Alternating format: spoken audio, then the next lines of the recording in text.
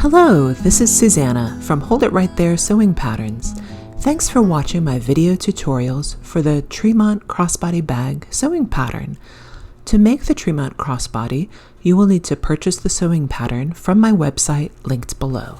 Once you've gathered your supplies covered in my previous video, you're ready to begin. To avoid printing errors, always save your PDF file first, then print from your saved PDF. Measure the 1-inch test square to make sure that your pattern pieces are the correct size. Once you've printed your pattern pieces and cut them out, you will need to assemble several of them. To do so, glue where indicated and attach along the dotted lines. Follow the cutting line directions noted on your pattern pieces. Following the solid lines marked for fabric and the solid or dashed lines indicated for interfacing, cut out all the fabric and interfacing pieces.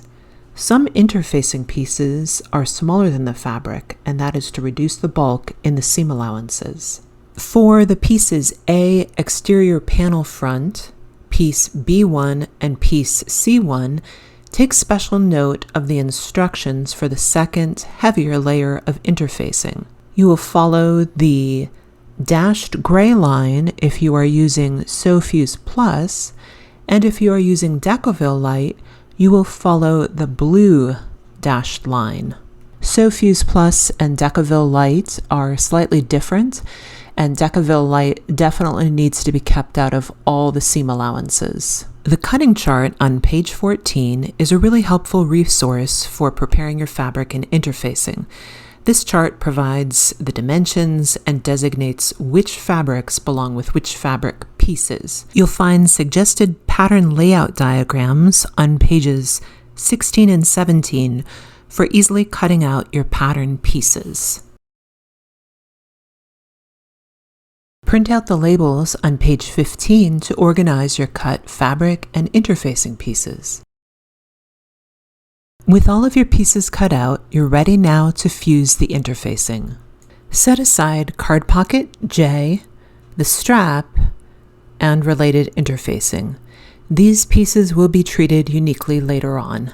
Locate the fabric and interfacing for the following pieces: exterior panel A front, lining panel back A, piece B1, B2, C1, C2, D, H1, H2,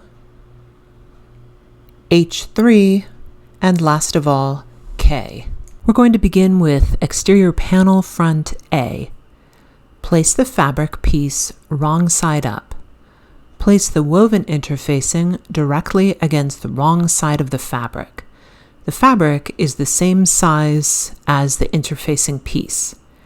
Beginning from the center and working outward toward the edges of the fabric pieces, fuse the interfacing to the fabric following manufacturer's instructions. Repeat with the pieces we listed a moment ago, fusing the woven interfacing to the wrong side of the fabric. Locate the woven interfacing and fabric for strap tab E, accordion gusset G, and lining slip pocket I. With the fabric pieces wrong side up, center the interfacing. There will be a frame without interfacing to minimize the bulk in the seam allowances. Fuse the interfacing on the wrong side of the fabric 1 gusset pieces only. Repeat with lining slip pocket I and then set aside these pieces for now. Locate exterior panel A, exterior panel back top B1, and exterior slip pocket C1. Here you'll follow the instructions for the interfacing you choose, either Sewfuse Plus or Decoville Light. Refer to your pattern pieces for the interfacing placement. Let's begin with exterior panel A. Because this front panel has a zipper pocket on it, it is really helpful to cut out a 6.5 by 3/4 inch rectangle from the second heavier layer of interfacing. So in this video, I am using Sewfuse Plus, and my rectangle that I've cut out is centered 2 5/8 inch from the top edge. With the rectangle cut out of the SewFuse Plus, I'm ready to fuse this second layer of heavier interfacing directly over top of the first layer of woven interfacing. Here I've fused a piece of Decaville Light directly over top of the woven interfacing for exterior panel front A. Before I fuse the Decaville Light, I cut out a 6.5 inch by 3/4 inch rectangle. The rectangle is cut 2 3/8 inch below the top center edge of the Decaville Light. Your 6 inch by 1/2 inch zip pocket will fit right inside this rectangle you cut out and will work out beautifully since you have all that bulk removed in your interfacing. Moving on to piece B1, again, I'm working with SewFuse Plus, and I'm interfacing directly over the previously fused interfacing. The SewFuse Plus for B1 is 1/2 inch shorter at the bottom edge, and I'm fusing directly over my woven interfacing. If you are using Decaville Light, please refer to your pattern piece and place the Decaville Light directly over the first layer of woven interfacing on the wrong side of B1 so that there is a 1/4 inch frame around the curved edge and a 1/2 inch frame at the bottom edge without the Decaville Light. Then fuse as before.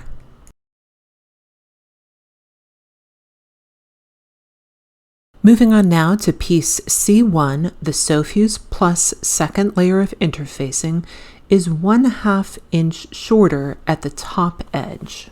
Place the SewFuse Plus directly over top of the first layer of interfacing and then fuse as before. For Decaville Light users, for piece C1, place the Decaville Light 1/2 inch below the top edge with a 1/4 inch frame on the sides and a 1/2 inch frame at the bottom edge without the Decaville Light.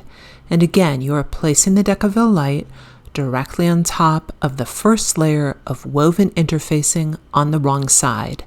To reduce bulk at the top edge, I cut small notches at the upper left and right sides of the Decaville Light.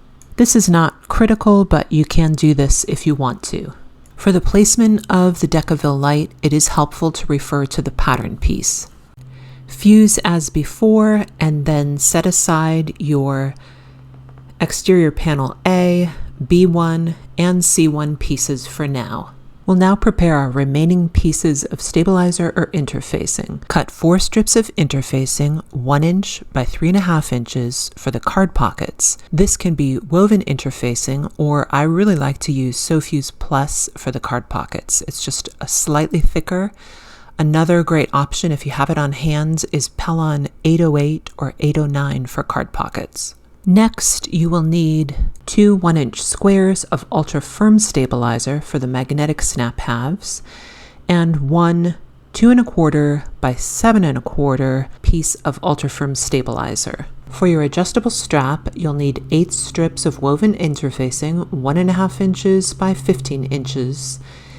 If you prefer, you can cut a continuous piece of woven interfacing instead.